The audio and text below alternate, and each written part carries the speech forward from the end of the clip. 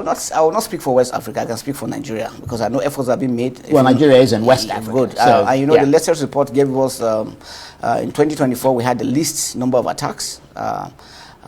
Within the country, things are really improving. Yes, we still have isolated issues, one off. But like I can tell you, the troops are really putting in their best. And like I said, when we have issues of poverty in West Africa, a lot of issues with governance, challenges with Niger, Chad, Chad, Niger, Mali, Burkina Faso, they are taking a lot of heat. And that is because, one, the areas are large, there's a lot of poverty within those areas.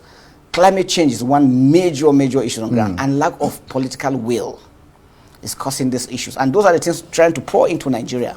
And so whatever efforts we are making, as long as these things are there, it's going to be a challenge. And that's why the federal government is moving up to make sure that we have a very wonderful border management system, because we have to protect our borders. If you notice, most of these guys coming with this flow into Nigeria from outside. And that's why it's critical.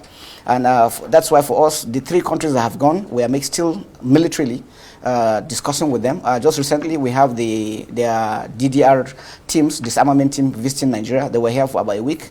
But they didn't attend your recent meeting. No, that was the recent meeting was for the chiefs of defense staff. They actually didn't attend, but on our own part, because they feel politically they felt they should stay away. But they had no place. They had no place. Really. Yes. But as it is, from us as the military, we still do a lot of training together. We still have their men in training schools here in Nigeria to tell you how we still work together. So we don't have such issues. But the truth about it is that, especially for these 3 countries, it's important that they get their leadership right, and then they're able to do a lot. That will also, and that's why for us in Nigeria, we have more to lose if they don't get it right. And that's why whatever it takes, politically, military, we need to partner with them to ensure that they're When you say get their leadership right, what do you mean? Democracy. They must have a democratic system that will be able to assist them into taking decisions that will help the country. If they don't do that, it's going to create more issues for them, more problems, and these are the things that are exacerbating these issues on ground. So those are the things I think they need to really look at. Indeed. Now, let's return specifically to Nigeria and what the report says about this country. Beyond sort of the bits and pieces and the parts and so on, is the country faring better or worse when it comes to terrorism? Because even the report itself seems to suggest that there has been something like a 38% decrease in incidents of terrorism. Yeah, I mean, more than that, I think, because, I mean, if you move around the country, you see that a lot of things have improved. Farmers are going back to their farms. Things are happening here and there. There's a lot of peace really coming around. So we look at it from their report. Sometimes, well, I don't want to argue on how they come about their indices, but what I can say is that Nigerians also know that things are really improving. We all need to join hands together to continue to do. And remember, I've always said it. It's not always everybody that is really happy that things are getting, because if you notice how we get, most times when we're succeeding, that's where we have this pushback. And the question is why?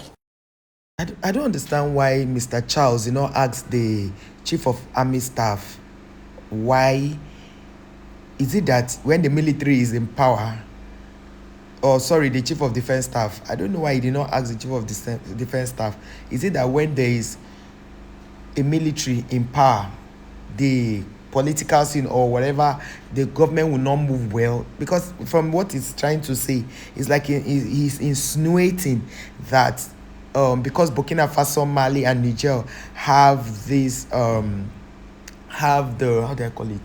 have the military in power, that is why it's going to rub off negatively on Nigeria. Because these are the same questions Nigerians are asking while they are reacting to this statement.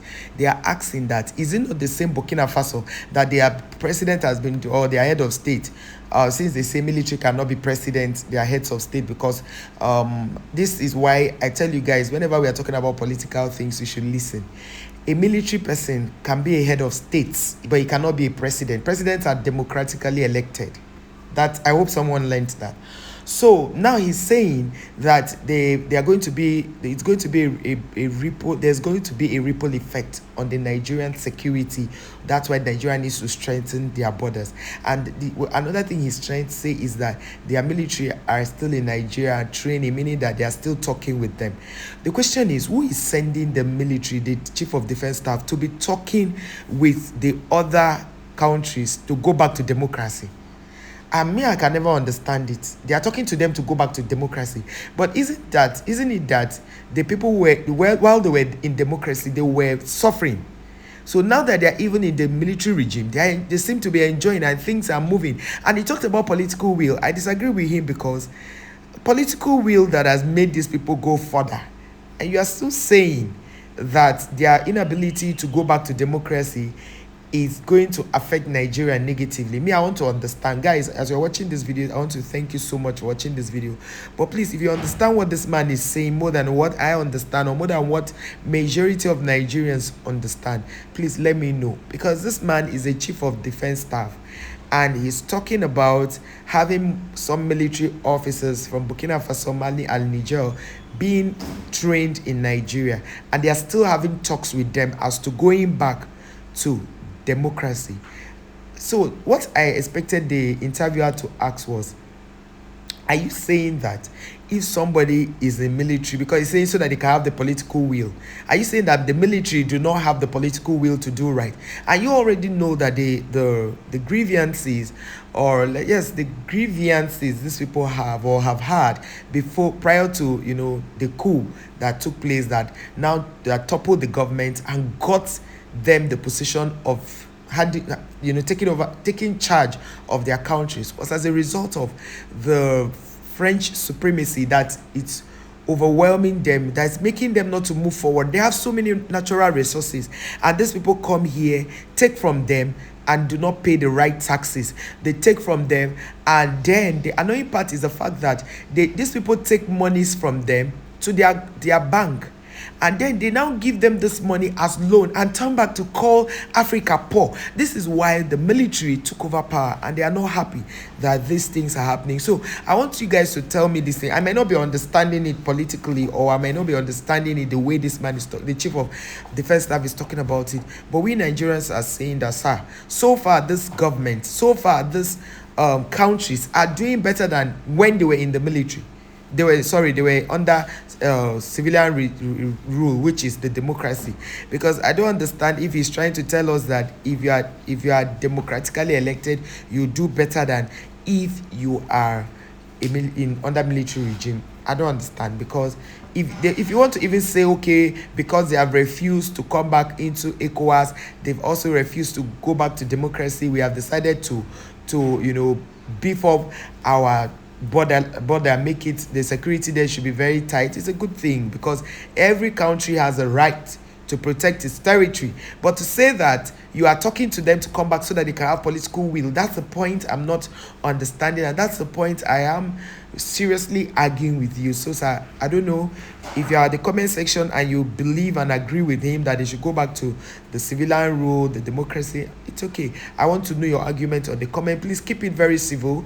No attacks, no name calling. We are all here to learn. Just like I told you, the difference between a military heads of state and when you are democratically elected as president. Thank you guys for watching this video. Thank you. Subscribe, like, share. I'll see you now.